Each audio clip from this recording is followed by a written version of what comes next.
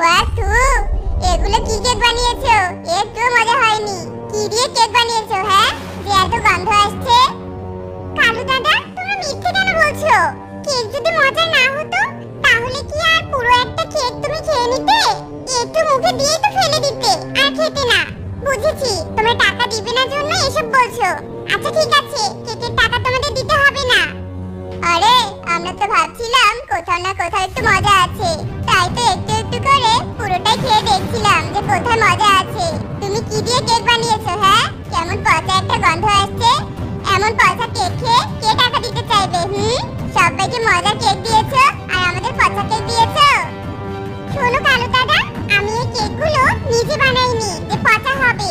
এগুলো নদীতে থাকা জাদুর গাছ আমাকে দিয়েছে, আর জাদুর গাছ বলেছে কেকগুলো মজার হবে আর সব কেকের স্বাদ একই হবে, বুঝেছো?